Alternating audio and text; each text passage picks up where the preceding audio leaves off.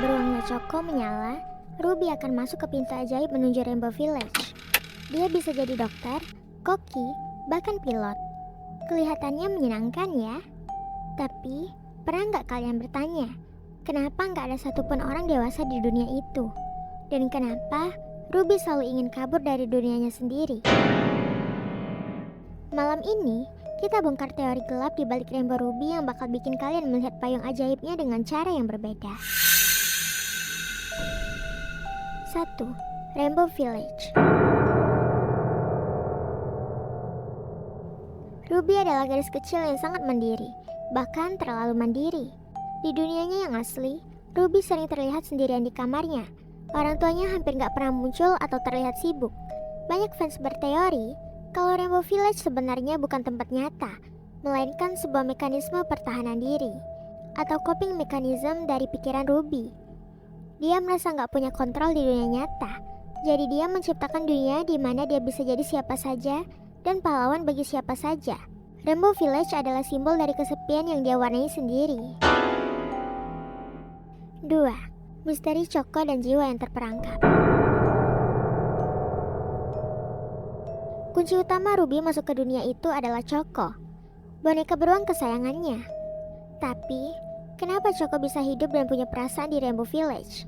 Teori gelap menyebutkan kalau Choco sebenarnya adalah representasi dari memori masa kecil yang ingin Ruby pertahankan selamanya.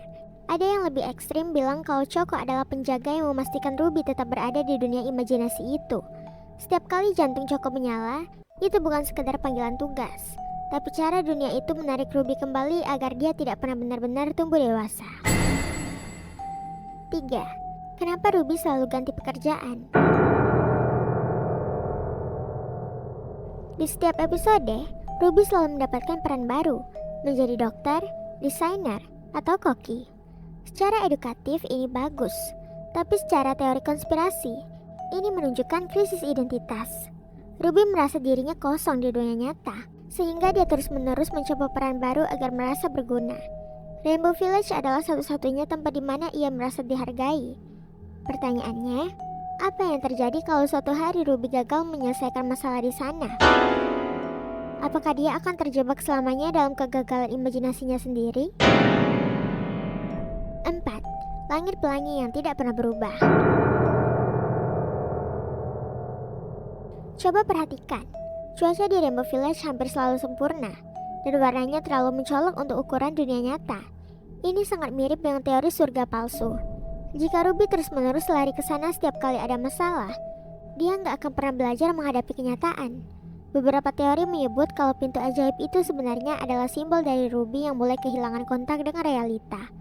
Baginya, dunia boneka lebih nyata daripada dunianya sendiri. Jadi, apakah Rainbow Ruby hanya kartun anak-anak biasa atau kisah tentang seorang gadis kecil yang perlahan terjebak dalam dunianya sendiri? Tentu saja, ini cuma teori seru-seruan para penggemar ya.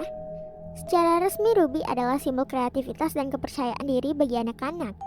Tapi, setiap kali kalian melihat boneka beruang kalian menyala, maksudnya melihat kartun ini, mungkin kalian akan teringat dengan misteri ini. Bagaimana menurut kalian? Tulis di kolom komentar ya. Dan jangan lupa subscribe untuk misteri kartun lainnya. Bye-bye.